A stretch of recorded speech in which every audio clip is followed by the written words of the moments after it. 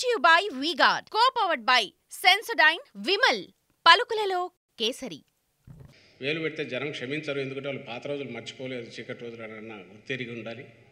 లేదు పెట్టిన తర్వాత కొంచెం కాలితే ఓహో ఇది మనం అడిగేది కాదు, ఎందుకంటే మనము ఇలాంటి వాళ్ళ అసౌకర్యం కలగకుండా వృద్ధులకు సహకారం చేయాలి, వాళ్ళని సహకరించాలి, వాళ్ళకు హ్యాండ్ హోల్డింగ్ చేయాలి, వాళ్ళకు అండగా నిలబడాలని 14 ఏళ్ల పాలనలో ఏ రోజు నేను ఆలోచించలేదు కదా. నాకు అర్హత ఏముంది? ఏదో వాళ్ళే తిప్పలు పడతారు, 2 రోజులు కాబట్టి 3 రోజులు ఇస్తారు, నోరు మూసుకొని మర్యాదగా ఉందాం అని అనుకొని ఉంటేనా బాగుండేది. అలా కాక జనం మర్చిపోతారులే నీ వల్ల ఎంత సఫర్ అయ్యారనేది నువ్వు అనుకొని ఎవరికి గుర్తుంటుంది లేని మొదలుపెట్టి ఇక్కడికి తెచ్చుకున్నావు. దీనికి బాధ్యుడు నువ్వే, దాని ఫలితం కూడా నువ్వే అనుభవించాలి. ఈ లెక్కన ప్రతిదీ as if you are in the government, Chandrababu గవర్నమెంట్లో ఉన్నాడన్నట్టు రేపు చేయూత గురించి అయినా ఇంకోదాని గురించి అయినా హుకుములు జారీ చేయడం మీద నాకు అర్థం కావట్లే. 23 సీట్లు, అందులో ఎన్ని పోతే నీకు 17 సీట్లు ఉన్నాయి, నువ్వు అసలు ఏం కాదు. ఇంకా రేపు ఎన్నికల్లో నువ్వు మళ్ళీ ఆ 23 కాస్త సింగిల్ డిజిట్ 2, 3 దిగే పరిస్థితిలో ఉండి నువ్వు ఈరోజు వచ్చేసి కూర్చొని నేను హుకుం జారీ చేస్తున్నా, ఇది ఇట్లా చేయండి, అది ఇట్లా చేయండి అని అందరికీ ఆదేశాలు ఇవ్వడం మీద అర్థం కావట్లేదు. బహుశా సెంటర్లో ఉన్న బీజేపీతో పొత్తు పెట్టుకున్నాక ఒళ్ళంతా మళ్ళీ కావరం ఎక్కిందేమో నాకు అర్థం కావట్లేదు.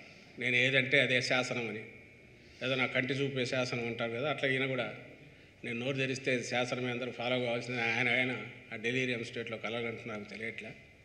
ఇట్లా తిట్టడము ప్రత్యర్థులను అట్లా నేనే శాశ్వతంగా నేనేదో అధికారంలోకి వచ్చేసాను, ఆల్రెడీ ఇంకా శాశ్వతంగా అధికారంలో ఉన్నాననుకొని హుకుములు జారీ చేయడం.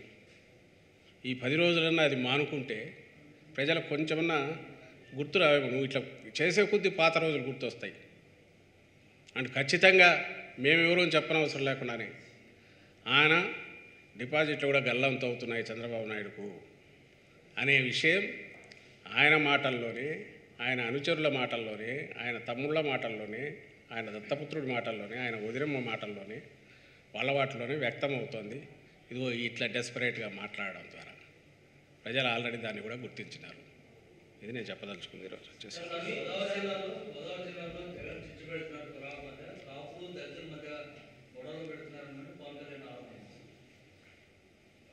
ఆయన ఆరోపణలు ఏదైనా చేయగలడు. కులాల మధ్య చిచ్చు పెట్టే లక్షణం ఏదైనా ఉంటే ఆయనకు వాళ్ళ దత్త తండ్రికి వాళ్ళకుంది కాబట్టే కదా ఏజెంట్ కింద తెచ్చి పెట్టుకున్నాడు. లేకపోతే పవన్ కళ్యాణ్ నుంచి ఏం ఆశించి పెట్టుకున్నాడు ఈయన? కులాల గురించి, కులాలకు అతీతంగా ఆలోచించేవాడు, కులాలకు అతీతంగా వ్యవహరించేవాడు కాబట్టి జగన్మోహన్ రెడ్డి గారిని అన్ని కులాల వారు హక్కును చేర్చుకుంటున్నారు. కులం కార్డుతోనే బయటపడాలనుకుంటున్నాడు కాబట్టి చంద్రబాబు నాయుడు ఆయన తీసుకొచ్చాడు. అది పవన్ కళ్యాణ్ కూడా తెలుసు.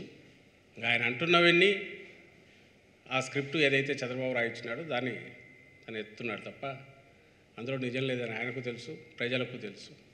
Brought to you by V-Guard, co-powered by Sensodyne, Vimal, పలుకులలో kesari.